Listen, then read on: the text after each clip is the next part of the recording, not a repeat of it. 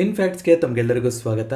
ಒಂದೇ ದಿನ 2 ಸಲ ಭೇಟಿ ಆಗ್ತಾ ಇದ್ವಿ, ಯಾಕೆಂದರೆ ನಿನ್ನೆ ವಿಡಿಯೋ ಮಾಡಿರಲಿಲ್ಲ. ಮಂಗಳವಾರದ ವಿಡಿಯೋ ಇವತ್ತು ಬೆಳಗ್ಗೆ ಬಂದಿತ್ತು. ಸೊ ಇವಾಗ ಬುಧವಾರದ್ದು ಏನಾಗಿದೆ ಅನ್ನೋದನ್ನು ನೋಡ್ತಾ ಹೋಗೋಣ.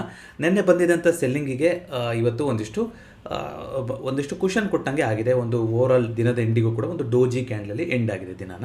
ಒಂದು ದೊಡ್ಡ ಒಂದು ವೈಡ್ ರೇಂಜ್ ಮಾಡಿತ್ತು ಇವತ್ತು ದಿನ. ಮಾರ್ಕೆಟು ತುಂಬ ಒಂದು ಕೆಳಗಡೆ ಹೋಗಿತ್ತು. 25,000 ಲೆವೆಲ್ನೂ ಕೂಡ ಬೀಟ್ ಮಾಡಿತ್ತು ಇವತ್ತು. ಕೆಳಗಡೆ 24,919 ಚಿಲ್ಲರೆ ತನಕ ಹೋಗಿ ಅಲ್ಲಿಂದ ವಾಪಸ್ಸು ಮೇಲ್ಗಡೆ ಬಂದು ಕ್ಲೋಸಿಂಗ್ ಆಗಿದೆ.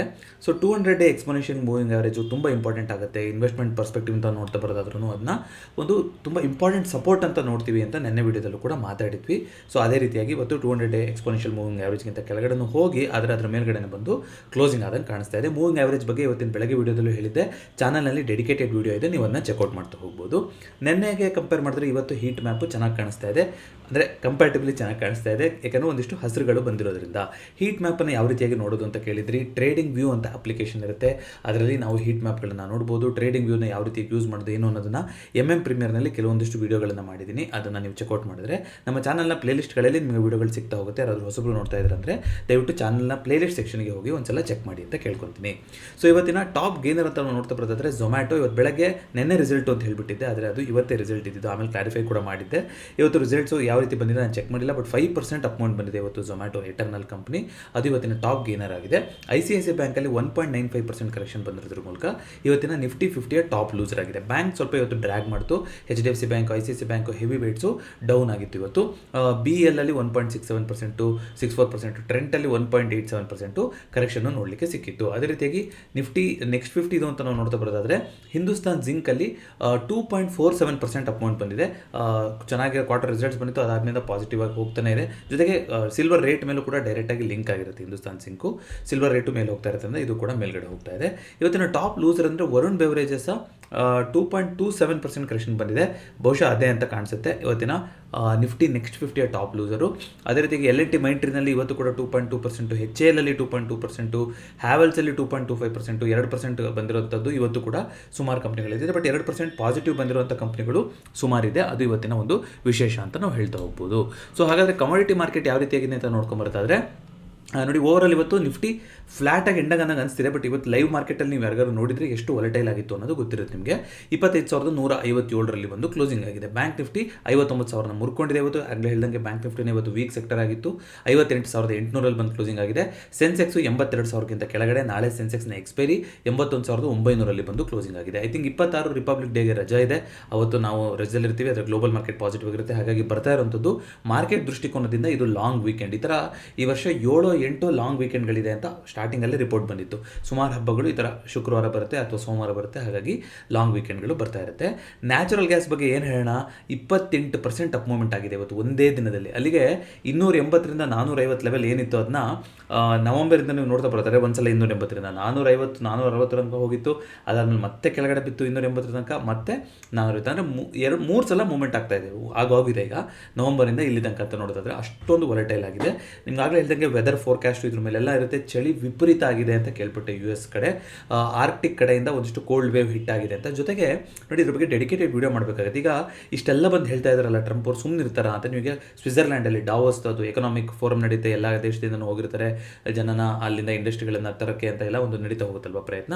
ಅಲ್ಲಿಗೆ ಇವತ್ತು ಟ್ರಂಪ್ ಅವರು ದಿಢೀರಾಗಿ ಅದು ಏನೇನೋ ಗಲಾಟೆ ಎಲ್ಲ ಮಾಡ್ಕೊಂಡು ಫ್ಲೈಟ್ ಏನೇನೋ ಇದನ್ನ ನಿಲ್ಲಿಸ್ಕೊಂಡು ಬೇರೆ ಫ್ಲೈಟ್ ಹತ್ತಿ ಏನೇನೋ ಮಾಡ್ಕೊಂಡು ಹೋಗಿದ್ದಾರೆ.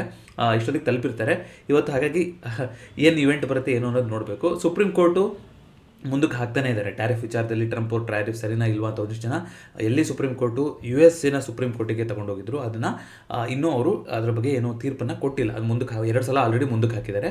ಏನು ತೀರ್ಪು ಬಂದುಬಿಟ್ರೆ ಎಲ್ಲ ಚೇಂಜ್ ಆಗುತ್ತೆ ಅಂತಲ್ಲ. ಇವ್ರು ನೋಡಿ, ಇವಾಗ ಚಾಪೆ ಎಲ್ಲ ಅಂದರೆ ರಂಗೋಲಿ ಕೆಳಗೆ ಅಂತ ಮಾಡ್ತಾರೆ. ಟ್ಯಾರಿಫನ್ನು ಹಾಕಬೇಕು ಅಂತಿದ್ರೆ ಹಾಕ್ತಾರೆ, ಆದರೆ ಸ್ವಲ್ಪ ಬೇರೆ ಥರದಲ್ಲಿ ಮಾಡಬೇಕಾಗತ್ತೆ, ಸ್ವಲ್ಪ ಕಷ್ಟ ಆಗ್ತಾ ಹೋಗುತ್ತೆ. ಸೊ ಸ್ವಲ್ಪ ಪಾಸಿಟಿವ್ ನ್ಯೂಸ್ ಆಗ್ಬೋದು, ಏನಾದರೂ ಕಿವಿ ಹಿಂಡ್ತು ಸುಪ್ರೀಂ ಕೋರ್ಟು ಅಂದರೆ. ಇಲ್ಲ ಇವ್ರು ಮಾಡ್ತಿರೋದು ಸರಿ ಇದೆ, ದೇಶದ ಪ್ರೆಸಿಡೆಂಟ್ ಅವರಿಗೆಲ್ಲ ಅಧಿಕಾರ ಇದೆ ಅಂತಂದರೆ ಓಕೆ, ಯಾರು ಹಿಡಿಯೋರಿಲ್ಲ ಅಂತ ಆಗುತ್ತೆ ಟ್ರಂಪ್ ಅವ್ರನ್ನ.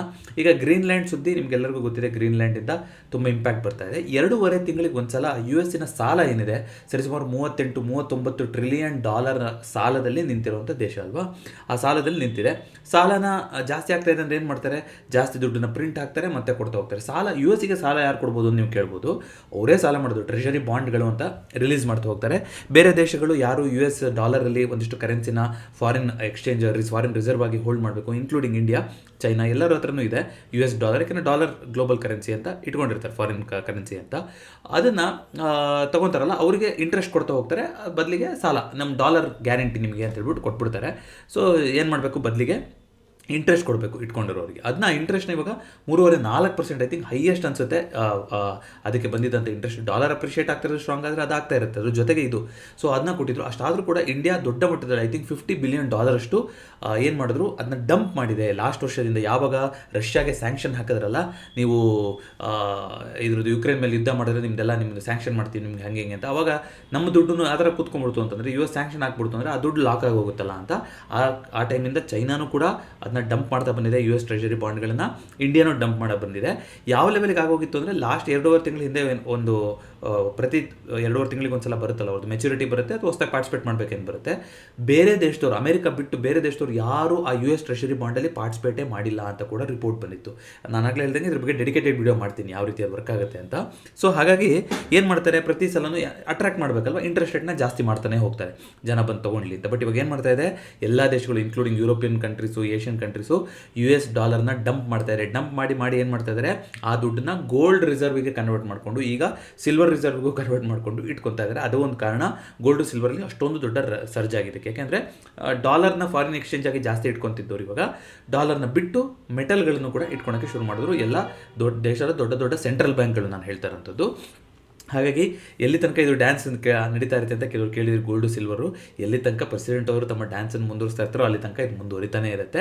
ನೋಡಿ, ಹಿಂದೆ ಸಿಲ್ವರೆಲ್ಲ ಈ ಥರ ಪ್ರೈಸ್ ಮೇಲೆ ಹೋಗಿಲ್ಲ ಅಂತಲ್ಲ. ಕೆಲವರು ಸೆಲೆಕ್ಟೆಡ್ ಪೀಪಲ್ಲು ಒಂದು ಸಲ ಸಿಲ್ವರ್ ಪ್ರೈಸನ್ನ ಮೇಲ್ಗಡೆ ತೊಗೊಂಡೋಗಿ 1/3 ಆಫ್ ಜಗತ್ತಿನ ಸಿಲ್ವರ್ನ ಅವರೇ ಇಟ್ಕೊಂಡಾಗ ಅದು ಜಗತ್ತಿಗೆ ಗೊತ್ತಾಗಬೇಕು, ಯಾರು ಎಲಿಫೆಂಟ್ ಇನ್ ದ ರೂಮ್ ಯಾರು ಅಂತ ಗೊತ್ತಾಗಬೇಕು, ಯಾರು ದೊಡ್ಡ ಆನೆ ಯಾರು ಇದ್ರ ಹಿಂದೆ ಅಂತ ಗೊತ್ತಾಯಿತು ಅಂದರೆ, ಅವಾಗ US ಒಂದು ಕಾಲದಲ್ಲಿ 20% ತನಕ ಅವರು ಇಂಟ್ರೆಸ್ಟ್ ರೇಟ್ನ ಜಾಸ್ತಿ ಮಾಡಿ ಎಲ್ಲ ಏನು ಮಾಡಿದ್ರು, 20% ಗೌರ್ಮೆಂಟ್ ಇಂಟ್ರೆಸ್ಟ್ ಕೊಡ್ತಾರೆ ಅಂತ ಹೇಳ್ಬಿಟ್ಟು ಸಿಲ್ವರ್ನ ಡಂಪ್ ಮಾಡಿದ್ರು, ಅಲ್ಲಿ ಬಂದರು. ಅಂದರೆ ಯಾರೋ ಒಬ್ರಿಗೆ ಲಾಭ ಆಗ್ತಿದೆ ತಮ್ಮನ್ನು ಬಿಟ್ಟು ಅಂದರೆ ಎಲ್ಲ ಥರದೂ ಪ್ರಯತ್ನ ಮಾಡ್ತಾರೆ ಅದನ್ನ ಬೀಳಿಸಿ ಅವ್ರು ಮಾಡೋದಕ್ಕೆ. ಆದರೆ ಈ ಸಲ ಆಗ್ತಾ ಇರೋಂಥದ್ದು ಯಾರೋ ಒಬ್ಬರಿಬ್ಬರಿಂದ ಅಂತಲ್ಲ, ಈ ಸಿಲ್ವರಲ್ಲಾಗಲಿ ಗೋಲ್ಡಲ್ಲಾಗಲಿ ಸರ್ಜ್ ಬಂದಿರುವಂಥದ್ದು ಇದೊಂದು ನ್ಯಾಚುರಲ್ ಆಗಿ ತಂತಾನಾಗೆ US ಮಾಡಿಕೊಂಡು ಆಗಿರುವಂಥದ್ದು ಇದು. ಹಾಗಾಗಿ ಇದನ್ನ ಯಾರೋ ಒಂದು ಈಸಿಯಾಗಿ ಟಾರ್ಗೆಟ್ ಮಾಡಿ ಚೇಂಜ್ ಮಾಡೋದು ಅಂತ ಆಗೋದಿಲ್ಲ. ಆದರೆ ಯಾವುದೇ ಅಸೆಟ್ ಕ್ಲಾಸ್ ಆದರೂ ಕೂಡ ಒಂದೇ ಸಲ ಮೇಲ್ಗಡೆ ಹೋಗೋಕ್ಕೂ ಆಗೋದಿಲ್ಲ. ನೋಡೋಣ ಎಲ್ಲಿ ತನಕ ಗೋಲ್ಡ್ ಅಂತಂದು ಇತ್ತೀಚೆಗೆ ಮತ್ತೆ ರ್ಯಾಲಿ ಶುರುವಾಗಿರುವಂಥದ್ದು ಈಗ. ಬಟ್ ಸಿಲ್ವರು ತುಂಬ ಒಂದು ದೊಡ್ಡ ರ್ಯಾಲಿ, ಎಕ್ಸ್ಪೋನೆನ್ಷಿಯಲ್ ಗ್ರೋತ್ನ ಆಲ್ರೆಡಿ ಕಾಣಿಸ್ಬಿಟ್ಟಿದೆ. ಸೊ ನಿಮಗೆ ಪ್ರೈಸಲ್ಲೂ ನೀವು ನೋಡೋದಾದರೆ ಇವತ್ತು ಗೋಲ್ಡ್ ಪಾಸಿಟಿವ್ ಆಗಿದೆ, ಬಟ್ ಸಿಲ್ವರು -0.547% ನಡೀತಾ ಇದೆ. ನ್ಯಾಚುರಲ್ ಗ್ಯಾಸು ಆಲ್ರೆಡಿ ಹೇಳ್ದಂಗೆ 26% ಮೇಲ್ಗಡೆ ಹೋಗಿದೆ. ನೋಡಿ ಇಲ್ಲಿ ತನಕ ಹೋಗುತ್ತೆ ಅಂತ. ಈಗ 3 ಸಲ ಮೂಮೆಂಟ್ ಆಗಿರೋದ್ರಿಂದ ಈಗ ಹಾಲ್ಟ್ ಆಗುತ್ತಾ ಅಥವಾ ಇನ್ನೂ ಮೇಲೆ ಹೋಗುತ್ತಾ ಅಂತ ನೋಡಿ. ಯೂಶಲಿ ಜನವರಿ ಎಂಡ್ ಆದಮೇಲೆ ನ್ಯಾಚುರಲ್ ಗ್ಯಾಸಿನ ಬೆಲೆ ನೀವು ನೋಡೋದಾದ್ರೆ ಜನವರಿ ಫ್ಯೂಚರ್ಸು, ಫೆಬ್ರವರಿ ಫ್ಯೂಚರ್ಸು ನೋಡೋದಾದರೆ, ಈಗ ಜನವರಿ ಫ್ಯೂಚರ್ಸು 437 ಆಸ್ಪಾಸಲ್ಲಿ ನಡೀತಾರೆ. 27ನೇ ತಾರೀಕು ಏನೋ ಫ್ಯೂಚರ್ಸ್ ಎಕ್ಸ್ಪೈರಿ ಇರುತ್ತೆ ಅವ್ರದ್ದು, ನಾಳೆ ಆಪ್ಷನ್ ಎಕ್ಸ್ಪೈರಿ ಇರುತ್ತೆ. ಅದೇ ರೀತಿಯಾಗಿ ನೀವು ಫೆಬ್ರವರಿ ಫ್ಯೂಚರ್ಸ್ ನೀವು ಬೆಲೆ ನೋಡೋದಾದರೆ ಇದಕ್ಕಿಂತ ಜನರಲಿ ಕಮ್ಮಿ ಇರುತ್ತೆ. ಯಾಕೆಂದರೆ ಜನವರಿ ಡಿಸೆಂಬರ್ ಈ ಟೈಮೇ ನ್ಯಾಚುರಲ್ ಗ್ಯಾಸಿಗೆ ಡಿಮ್ಯಾಂಡ್ ಜಾಸ್ತಿ ಅಂತ ಎಕ್ಸ್ಪೆಕ್ಟೇಷನ್ ಇರುವಂಥದ್ದು. ನೋಡೋಣ ಯಾವ ರೀತಿ ಆಗುತ್ತೆ ಅಂತ. ಕಾಪರು ತಿರ್ಗಾ 1300 ಲೆವೆಲ್ಗೆ ಬಂದಿದೆ. ಇನ್ನೊಂದು, ಇವತ್ತು ಸಿಲ್ವರು ಗೋಲ್ಡ್ ಬೆಲೆ ಜಾಸ್ತಿ ಆಗಿಲ್ಲ ನೋಡಿ, ಸಿಲ್ವರ್ ಬೆಲೆ ಜಾಸ್ತಿ ಆಗಿಲ್ಲ ಅಲ್ವಾ, ಗ್ಲೋಬಲ್ ಮಾರ್ಕೆಟಲ್ಲಿ ಜಾಸ್ತಿ ಆಗಿಲ್ಲ. ಆದರೂ ಕೂಡ ಇಂಡಿಯಾದಲ್ಲಿ ಸಿಲ್ವರ್ ನಿಮಗೆ 2.5% ಜಾಸ್ತಿ ಆಗಿದೆ. ಅದೇ ರೀತಿ ಗೋಲ್ಡು ಗ್ಲೋಬಲಲ್ಲಿ 1.9% ಜಾಸ್ತಿ ಆಗಿದೆ, ಬಟ್ ಇಂಡಿಯಾದಲ್ಲಿ 4.82% ಜಾಸ್ತಿ ಆಗಿದೆ. ಯಾಕೆ ಈ ಥರ ಆಗುತ್ತೆ ಅಂತಂದರೆ ಡಾಲರ್ ಮೇಲಿನ ಡಿಪೆಂಡೆನ್ಸಿಯಿಂದ. ಇವತ್ತು ರುಪಿ ಏನಾಗಿದೆ, ಸಾರ್ವಕಾಲಿಕ ಕುಸಿತನ ಮಾಡಿದೆ. ನಾನು ನೋಡಿದಾಗ $91.73 ತನಕ ಹೋಗಿತ್ತು. ಅದು ಹಿಂದೆಂದೂ ಮುಟ್ಟದ ಒಂದು ಪರಿಸ್ಥಿತಿ. ಜೊತೆಗೆ ಬರೀ ಈ ಡಿಸೆಂಬರಿಂದ ಅಂದರೆ ಈಗ ಜನವರಿ 1ರಿಂದ ಇಲ್ಲಿ ತನಕ $1.5 ಜಾಸ್ತಿ ಆಗಿದೆ ಡಾಲರ್ನ ಬೆಲೆ. ಅಂದರೆ ರುಪಿ ಅಷ್ಟು ಕುಸಿದಿದೆ. ಅಂದರೆ $89 ಆಸ್ಪಾಸಿಗೆ ಬಂದಿತ್ತು ನಿಮ್ಗೆ ನೋಡಿರೋಂಗೆ, ಈಗ $91.73 ಹೋಗೋದ್ರ ಮೂಲಕ ಬರೀ ಈ 21 ದಿನದಲ್ಲಿ $1.5 ತಿರ್ಗಾ ಜಾಸ್ತಿ ಆಗಿದೆ. ಡಾಲರ್ ಬೆಲೆ ಕುಸಿತಾನೆ ಇದೆ. ನಿಮ್ಗೆ ಆಶ್ಚರ್ಯ ಅನಿಸ್ಬೋದು, ಇಂಡಿಯನ್ ಮಾರ್ಕೆಟ್ ಈ ಥರ 1200-1400 ಪಾಯಿಂಟ್ಗಳು ಕರೆಕ್ಷನ್ ಆಯ್ತಲ್ಲ ಈಗ ಜನವರಿಯಿಂದ ಇಲ್ಲಿಗೆ. ಕೊರಿಯನ್ ಮಾರ್ಕೆಟು ಬರೀ ಈ ಇದರಲ್ಲಿ 15% ಜಾಸ್ತಿ ಆಗಿದೆ ಬರೀ ಜನವರಿ 20 ಟೈಮಲ್ಲಿ. ಅಂದರೆ FI ಮನಿ ಎಲ್ಲಿ ಹೋಗ್ತಾ ಇದೆ ಅನ್ನೋದು ನಿಮ್ಗೆ ಗೊತ್ತಾಗುತ್ತೆ. 15% ಅಪ್ ಮೂವ್ಮೆಂಟ್ ಆಗಿದೆ 20 ದಿನದಲ್ಲಿ ಕೊರಿಯನ್ ಮಾರ್ಕೆಟು. ಹಾಗಾಗಿ ಇದೆಲ್ಲ ಕೂಡ ಫ್ಯಾಕ್ಟರ್ ಆಗುತ್ತೆ ರುಪಿಗೆ. ಕೆಲವೊಂದು ಕರೆನ್ಸಿಗಳು ಡಾಲರ್ ವೀಕ್ ಮಾಡ್ತಾ ಇದೆ, ಅದ್ರ ಮುಂದೆ ಸ್ಟ್ರಾಂಗ್ ಆಗ್ತಾ ಇದ್ದರೂ ಕೂಡ. ಯಾಕಂದರೆ ಡಾಲರ್ದು ಯಾಕೆ ವೀಕ್ ಆಗ್ತಾ ಇದೆ ಅಂದರೆ ಈ ಥರದ್ದೆಲ್ಲ ಪಾಲಿಸಿಗಳು ಮಾಡ್ತಾ ಇದ್ದಾರಲ್ಲ, ಹಾಗಾಗಿ ವೀಕ್ ಆಗ್ತಾ ಇದೆ.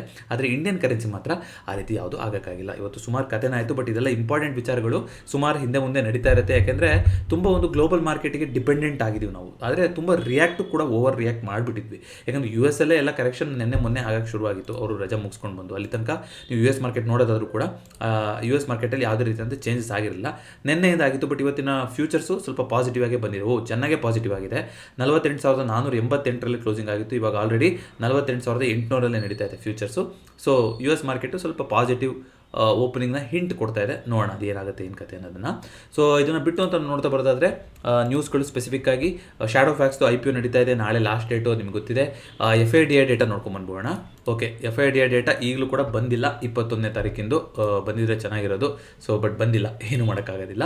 ಸ್ವಲ್ಪ ಲೇಟಾಗಿ ಬರುತ್ತೆ ಸೆನ್ಸಿಬಲಲ್ಲಿ, ಬೇರೆ ಕಡೆ ಅಪ್ಡೇಟ್ ಆಗಿರ್ಬೋದು. ಸೊ ಇವತ್ತು ಕ್ಲೈಂಟ್ ಬುಲಿಶ್ ಇದ್ದಾರಾ ಅನ್ನೋದನ್ನು ನಾನು ನೋಡಬೇಕಾಗಿತ್ತು. ನೀವು ಆಮೇಲೆ ನೋಡ್ಕೋಬೋದು ಇದನ್ನ. ಹಾಗೆ ಇವತ್ತಿನ ಹೀಟ್ ಮ್ಯಾಪ್ ಅಂತ ನೋಡಿದ್ರೆ ನೆನ್ನೆಗಿಂತ ಸ್ಥಿತಿ ಸ್ವಲ್ಪ ಬೆಟರ್ ಆಗಿದೆ. FNO ಸ್ಟಾಕ್ಸ್ 63 ಪಾಸಿಟಿವ್ ಆಗಿದೆ. ನಿಫ್ಟಿನಲ್ಲಿ ಆಲ್ಮೋಸ್ಟ್ 50-50 ಥರ ಇತ್ತು ಇವತ್ತು ಪಾಸಿಟಿವಿಟಿ. ಬ್ಯಾಂಕ್ ನಿಫ್ಟಿನಲ್ಲಿ ಒಂದೆರಡು ಸ್ಟಾಕ್ಗಳು ಪಾಸಿಟಿವ್ ಆಗಿತ್ತು, ಬಿಟ್ಟರೆ ಇನ್ನೆಲ್ಲ ಕೂಡ ನೆಗೆಟಿವ್ ಇವತ್ತು.